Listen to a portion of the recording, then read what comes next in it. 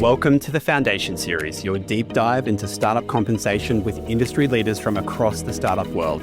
Join me, Matt McFarlane, a people operations leader turned compensation specialist, as we uncover the strategies and practices driving success in tech startups around the world.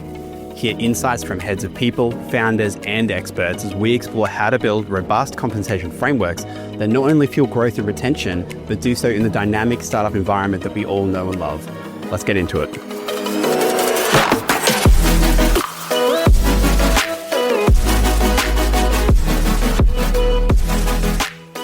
All right, Shirley, welcome to the pod. I'm so excited to have you here. Now, I'm going to do a quick little introduction for you, for those who aren't familiar with you, and then we're going to dive into today's topic. But for those joining us, Shirley, you've had a pretty impressive background. So probably one of the more prominent examples, I'm sure the one that gets trotted out all the time in podcasts for things like this, was, of course, your experience at Monday. So you were the first product manager at Monday.com, which is an incredible tool, incredible platform. And you saw what is just one of the most, amazing growth stories in terms of tech companies. So if I understand it right, you joined your employee number 30, grew to over 2,000 people.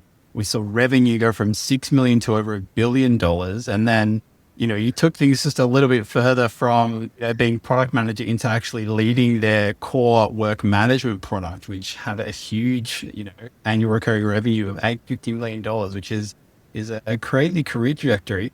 One of the things I loved when I was kind of preparing for this and just making sure I understood the interface of this with the people stack and the people culture was this quote that really stood out to me, which is that you said what made Monday.com really successful wasn't necessarily the tech, but the people and the culture, which I think is great. And just like, it forms a perfect segue to my next question, or to my first question really, which is like, tell us a bit about what you're up to now. Where are you focused? What are you doing? First of all, hi, it's great to be here. So after my crazy journey at Monday.com, I partnered with Arnon, and we opened DreamTeam, which we call it AI native people operating system, basically a people management platform, but kind of in a different approach. So everything, we focus a lot on zero admin work for HR managers to focus on the more strategic stuff, lots of cool things with AI, proactive insights, fully customizable. So taking a lot of our experience in Monday.com, I guess, and seeing this stress test of hyper growth and how to help other companies be extremely successful and scale in the best possible way. I love it. Gosh, that future vision of like no admin is absolutely one that I know I've lived, and I certainly, am dreaming for. And I think it is the dream. Absolutely. I think it's the dream of myself and probably anyone listening to this episode today, not to mention HR people around the world. I think that sort of, again, pivot nicely into, what this episode and certainly our second episode are going to be about, which is all about, product-led thinking, product-led principles, and the place that they have, the role they can play within the people team. And I very much see, the ability to reduce and remove admin to be a core element of how teams can actually see a transition into this kind of a future kind of operating model. But I really want to spend this episode talking about what it is, helping people understand. I'm sure they've heard, countless podcasts or posts or articles or something about this concept of like product-led thinking. If you follow like, incredible people like Jessica Swan or Luke Omani, there's a lot of great thought leaders out there talking about this concept. Maybe let's back it up for those who are kind of, have heard it talked about, but maybe aren't super clear on it. How would you explain this to someone who's pretty new to the concept? What does it look like? Yeah. I think about it this way. So the same way that product teams ship features, people teams ship processes. So performance reviews, onboarding, compensation, engagement surveys. Product teams have users, people team have too. So employees, manager, leadership, Product teams worry about losing users to competitors. People teams worry about losing talent to other companies. So a lot of similarities and kind of the parallel are striking. But still, in a lot of cases, product teams earn a lot of respect, and they expect it to be strategic, data driven, deeply user centric. And they earn trust because of that, and autonomy, and they are seen often as critical to the business. And HR often, in a lot of cases, still treated as operational. And a product mindset changes that. It's how people team move from being the folks who run processes to being trusted partners shaping the company's direction. It's how they claim the same respect and the same room to operate like product people do, and really take their business forward.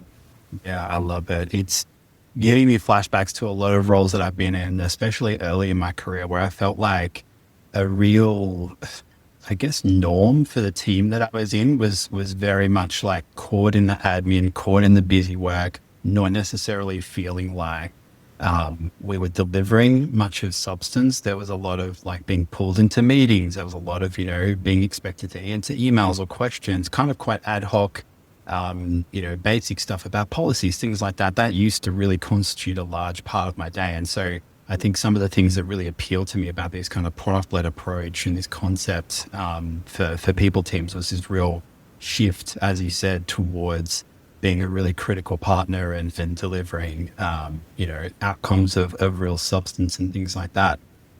Talk about or I guess share a bit with me about why you think that this approach is really important for people teams to start embracing in their operating models. And we already touched it a little bit, but I think that sometimes HR still have this a little bit brand issue. Although despite progress we've made over, the past decade.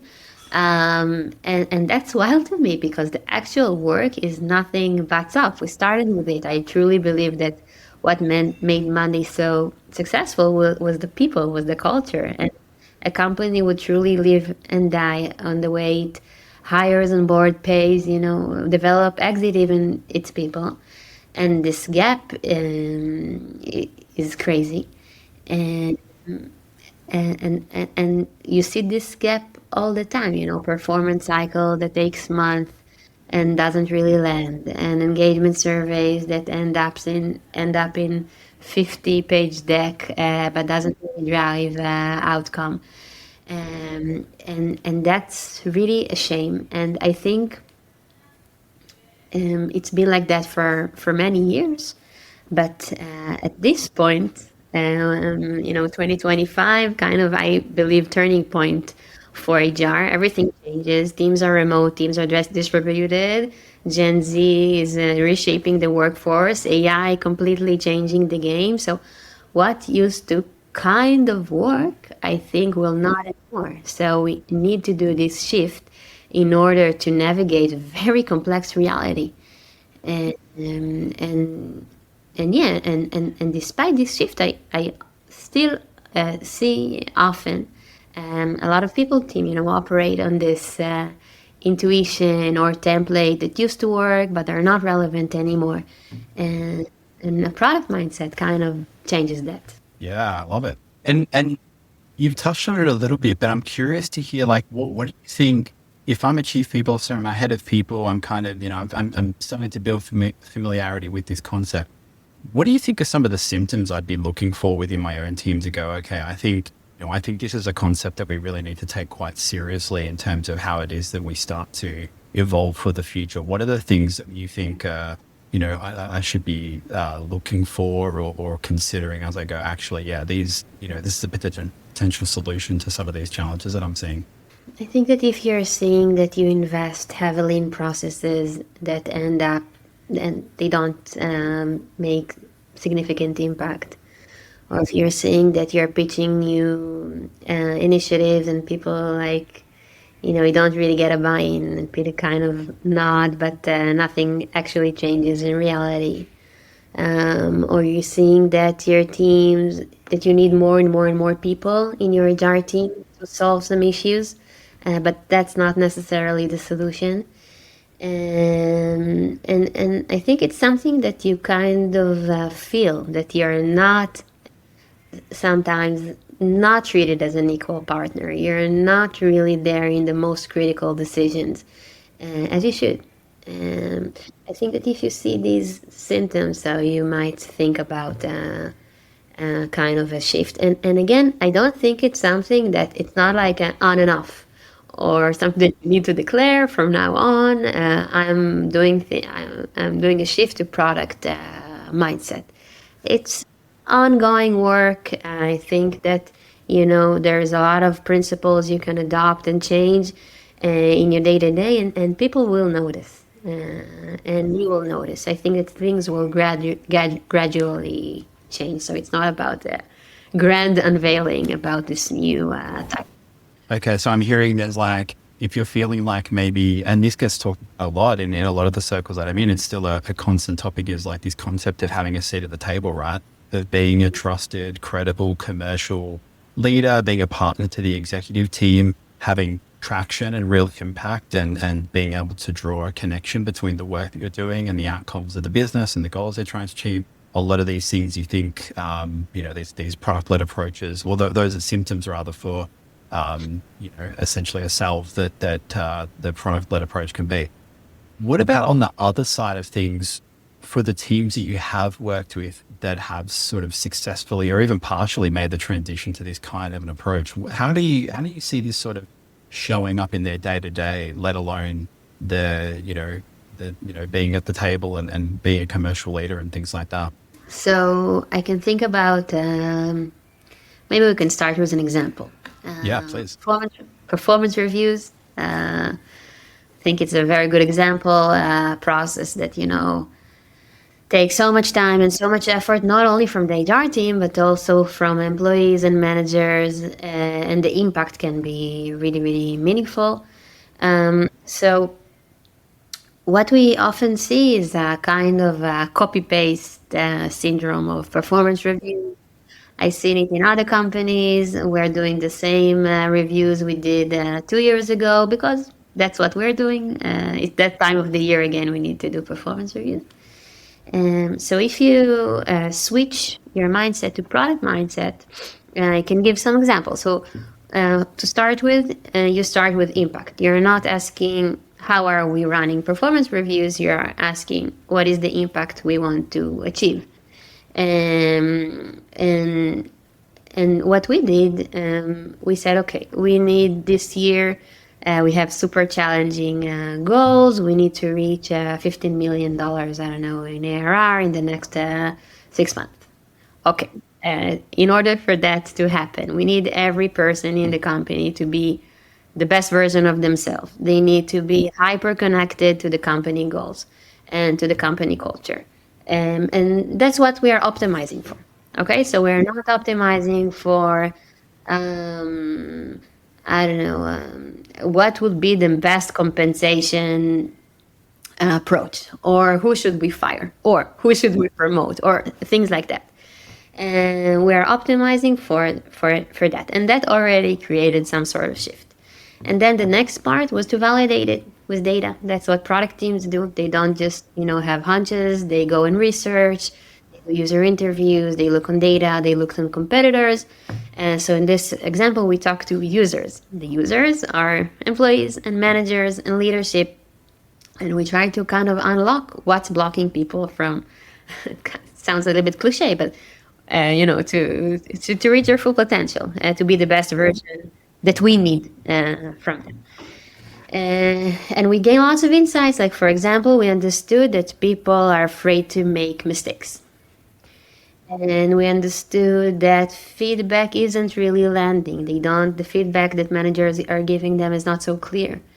And then, it's another insight to shape the process. And then the next step wasn't to already start to design, the perfect performance review. But we started with a kickoff to leadership where we, summarized all the insights so far. So kind of framed what we're trying to achieve, what are the problems that we saw in the research, what is the plan, what is the timeline, what are the goals. And in this step, made sure that everyone are aligned, because often we start this initiative and we end up after 6 months understanding that no, the CEO didn't look on it that way, and it didn't meet their needs, and that's a shame. So before starting the process, like, make sure everyone are aligned on the goals, their feedback can be heard, and we can bake in their feedback from the start. So a kickoff meeting, okay, already made some refinement to the process. The next step, instead of now investing 6 months in designing the perfect performance review, we said, okay, how can we ship MVP? Like, what's the first step we can do that answers the underlying need or the underlying impact? And then we said, okay, before doing this big performance cycle, let's do this routine in one team. We started only with the engineering team, on baking in one question in their one-on-ones. What's not working for you? What's not working? And sorry, two questions. What's working and what's not working today? So working on this ongoing feedback in the one-on-one, gain lots of insight, trust, and then afterwards launched it to other teams. And at that point, after we did that, it was a very, very lightweight version of performance reviews, just making the ongoing processes. We stopped and we said, okay, now we can take it to a full-blown performance reviews, or we can focus on other stuff that's on our plate. Better onboarding, better hiring, better. And when we evaluated with the other initiatives, we understood that it's good enough for now.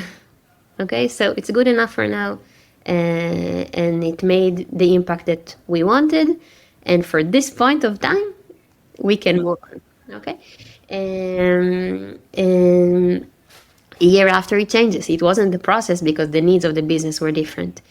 But that's an example on how a process that used to be very heavy, very time-consuming, not always very meaningful and impactful, changed to more, impact-oriented, incremental release, get a really good buy-in also from leadership because we showed them what we're going to do.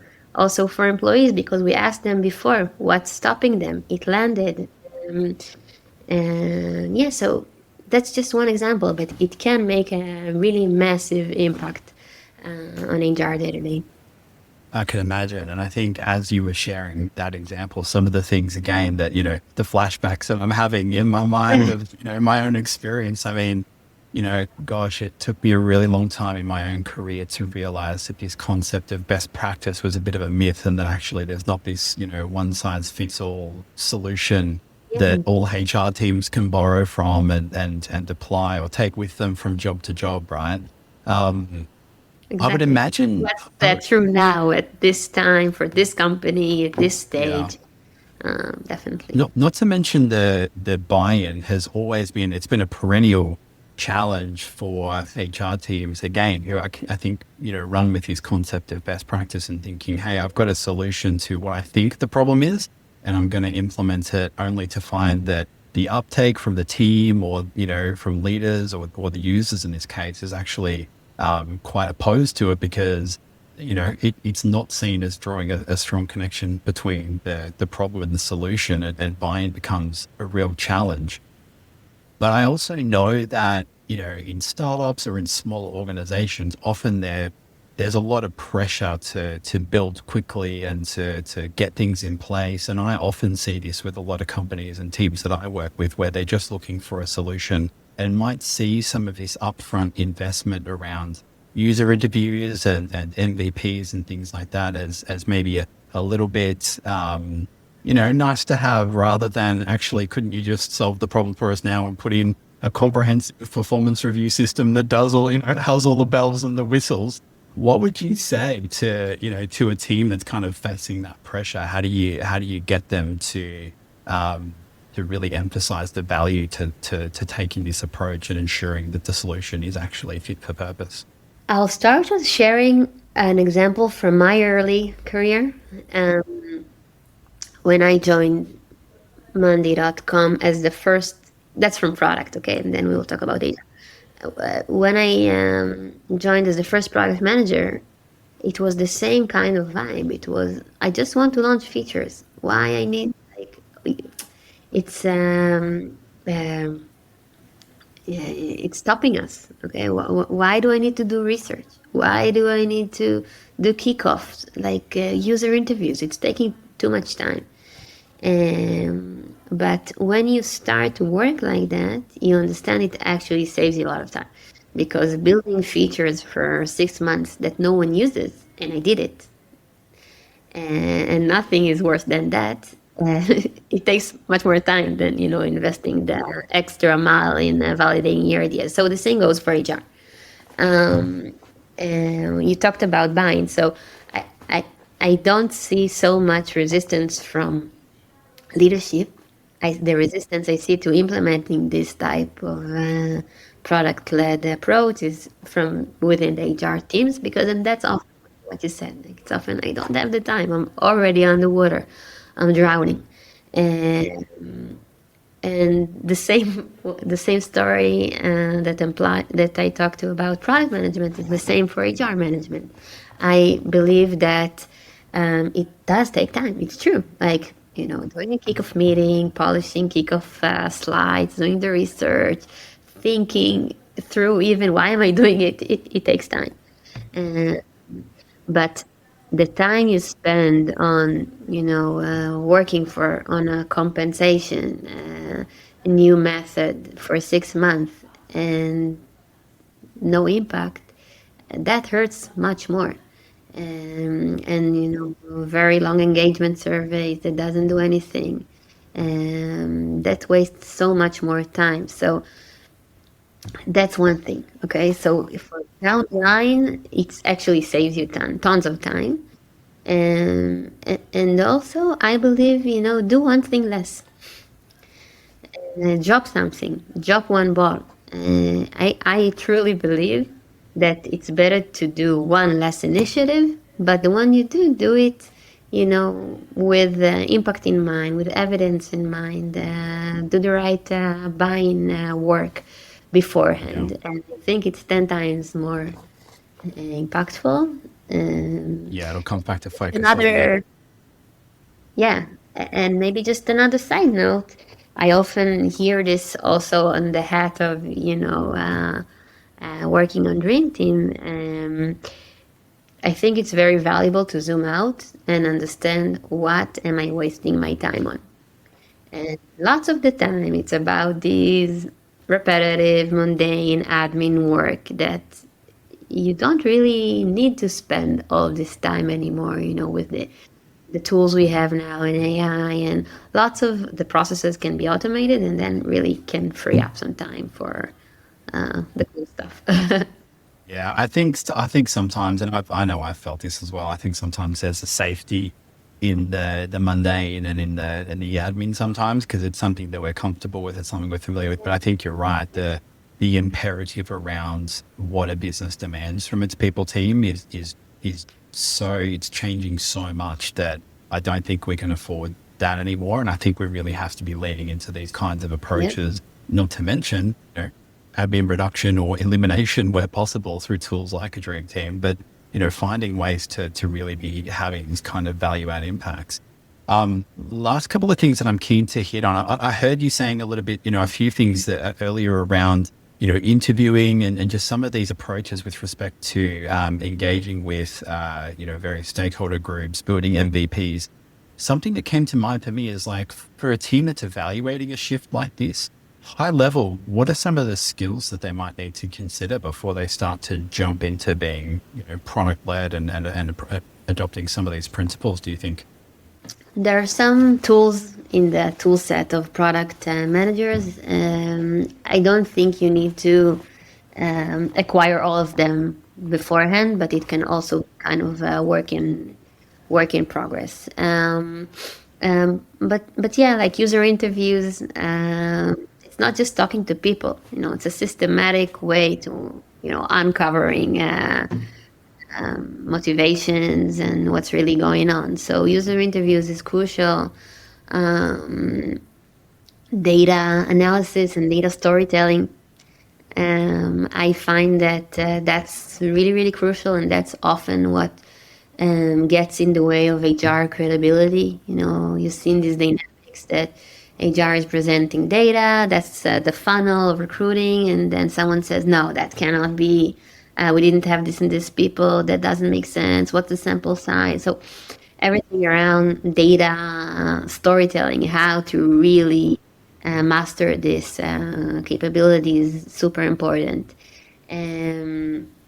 Storytelling, generally speaking, how to do a kickoff, how to do a sync meeting, how to own the room when you present stuff. So how to control the dynamic and make sure you're conveying your message.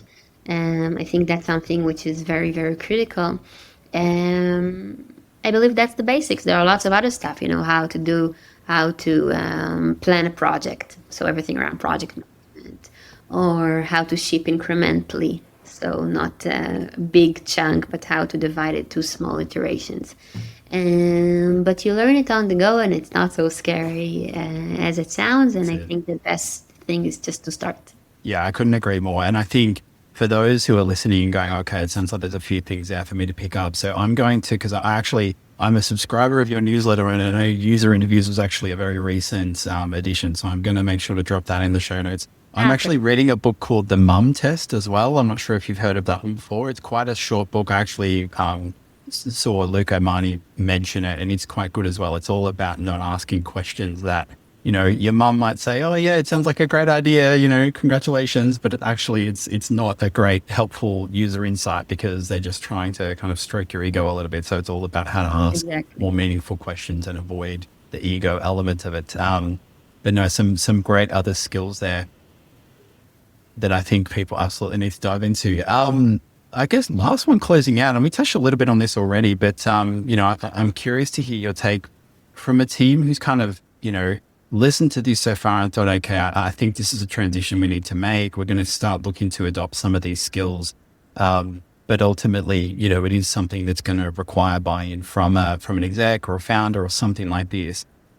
When we have such a strong brand that I think can be entrenched in things like The Office, or, some of these like horrible examples of what bad HR, transactional HR can look like. That's the antidote of being perceived as coming from the office. I know, right? I agree. But when it's strongly, like I don't know how many places I've worked where I say, I've worked in HR, and people go, oh, you're hire and fire. Like, what's the really effective way to kind of break the hold of that brand and just be, cut through it, be really clear to the exec team the kind of value add that this sort of change is going to have? Because I think in many respects it's going to have to buy the space, for example, to drop the one thing, or to help make the transition to or get the investment to buy the book, to read how to do user interviews, or, understand some of the skills, things like that.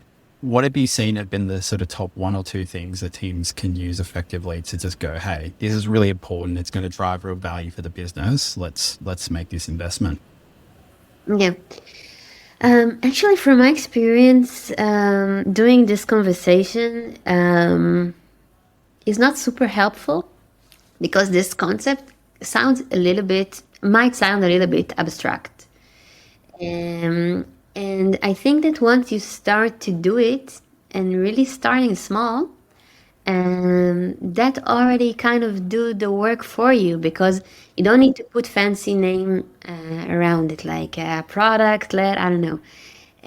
But the language that you will speak, the language of impact, of evidence, of iterations, of business outcomes, that's the language of leadership. So in practice, that's music to C-suite ears. That's the language they speak. That's the language they understand. So I don't find any resistance coming from there, but maybe not to make such a big deal out of it. Big song and dance. Okay. All right. Well, look, I mean, this is actually kind of perfect. This has worked out to be a nice, beautiful little cliffhanger, because I know you and I are going to record another episode.